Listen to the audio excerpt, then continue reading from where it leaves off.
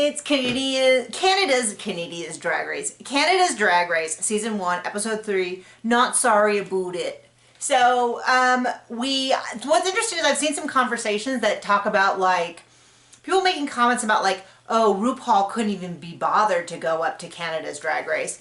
And I just assumed that Canada, part of the reason they would do it would be to showcase Canada. I know that at one point, I'm pretty sure it was either Canada or the UK, they had a rule about you had to have a certain percent of Canadian actors or whatever. So I don't know. It just never occurred to me that RuPaul was like, oh, be on TV? No, thank you. And I assumed it was more of a negotiation thing. I could be totally wrong. If you know for a fact, like RuPaul was like, oh, I'm just too busy to do Canada. My assumption, though, is, and maybe I'm thinking as a branding and as a business person, which is I would want my face everywhere. I'd want to sell my merchandise. I'd want to do my tours. My assumption is that RuPaul would be there and that the fact that she isn't has more to do about showcasing Canadian talent. Anyway, I don't know. I didn't care to Google to find out. So we do a little mini challenge where they're news prompters. It's always super fun. It's a lot harder than you would think it is. It's like one of those challenges that look so easy, like, oh, sit and read stuff. Okay. Anyway, so Priyanka and Lemon win. And that means that they get to be team captains, and they each pick their team. So Priyanka picks Rita Baga, Scarlett, Anastasia, and Ilona. And then Lemon picks Tynomi, Jimbo. My son helped me take notes, so I'm like trying to read through that, so I apologize. Jimbo, Kiara, and Boa. So Priyanka's team is Moose Knuckles, which I thought was very funny, and then the other one was the Dwalls. We get to hear a little bit more about Priyanka and their situation. I thought the one thing that I thought was weird was when they go to do this rap thing, they showed Boa doing it over and over and over and over again. I didn't think like it was so bad compared to the other 10 that just Boa alone was the only one who was struggling. I was a little confused. Anastasia was kind of imploding. This has never been super clear to us. Sometimes it's not an issue, sometimes it is, which is how much does the practice impact the judging? In general, it doesn't. In general, they don't, it doesn't get brought up a lot unless it's something really terrible. But, so anyway, then they have to go learn a dance. And then, it seemed really difficult. Now, I'm not a dancer, but anyway, so we get into the performance, and I was watching on my phone with my headphones, so there is a very high likelihood that the timing was off. But I don't think so, because I mentioned it. I felt like the lip syncing, especially the parts that weren't their verses, so it kind of starts with these women's voices kind of yelling trash talk, and then they get into their verses, and it goes back and forth, and then there's more trash talk, and there's dancing. And I was super underwhelmed in the sense that I was like, is my sound off because their mouths were moving, but it didn't seem to give any illusion that they were saying the words. It seemed like super clear these weren't these people talking. And they did mention this in the judging. There was a lot of times I saw people and they were dancing and they were like, and I'm like, are they trying to be stone-faced? I am not saying that how dare you be on this show and not have these abilities. It was just a really lackluster performance in my eyes, even though it's really hard. So I'm not trying to throw anyone under the bus here, but I just was kind of like, is this not very good? And I couldn't understand a lot of the verses, but it was a fun performance. It just wasn't like, for me, where I went, oh my gosh, some of them were so good. There were some that were good and they were in the top. But we're going to get into Quebecy with the good hair. And this is where I have a couple problems with the judging. So, my only note for Jimbo was nipple. Because I noticed during the performance, it was like a mesh suit and you could see these nipples, but it was like oddly highlighted, just the boobs. And I'm gonna have to just give up. Apparently boobs are no longer a thing. Cinching's no longer a thing. Hips are no longer a thing. I'm just gonna accept it. If the drag culture is moving away from boobs and I feel like maybe if someone who knows more about drag culture, maybe drag culture in Canada, feel free to inform me.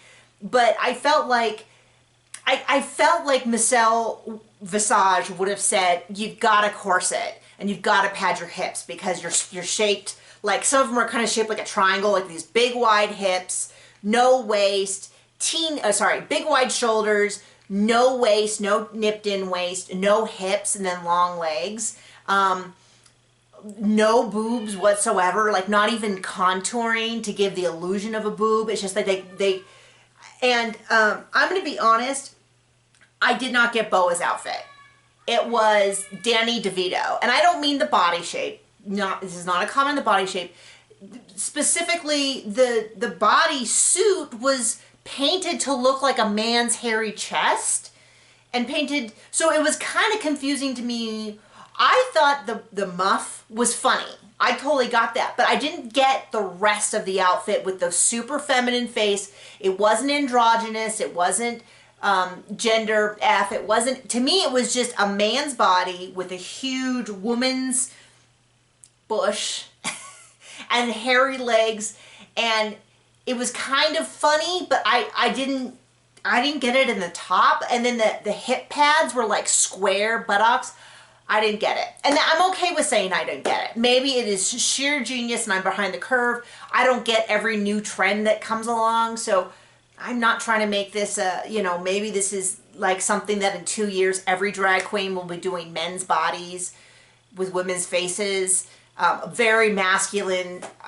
My first thought was like a Danny DeVito kind of body. Danny DeVito, by the way, is an amazing actor, so that is not a slam on him.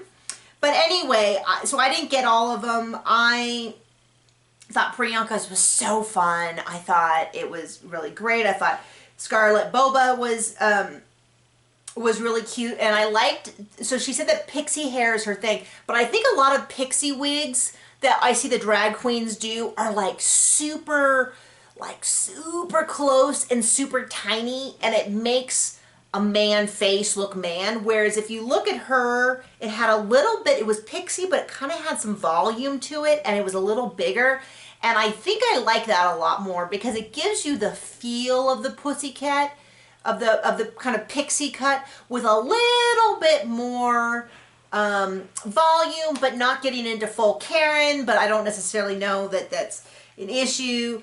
They also really liked Alana and had no boobs, just little stickers. Okay, I'm not, you know my bias. There you go. But they just kept mooning over it, and I was like, okay,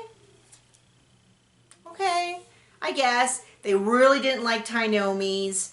I have more comments about Tynomi's, but I'm going to address it in the lip sync. Anastasia, the back was rough. It was clunky. It looked like, I mean, I got the It reference, but but it was very like, here's a line of wigs, here's a line of wigs. Kiara, I think it's funny that Kiara's first outfit, which Kiara had to make from scratch, has been the best outfit that Kiara brought. And I kind of agree with their assessment that it's just not super interesting. And I hope that Kiara can pull it off because I loved Kiara's first look, and I'm really find Kiara really interesting. So anyway, Priyanka wins, yay, well deserved, super exciting, all that. Tynomi and Anastasia,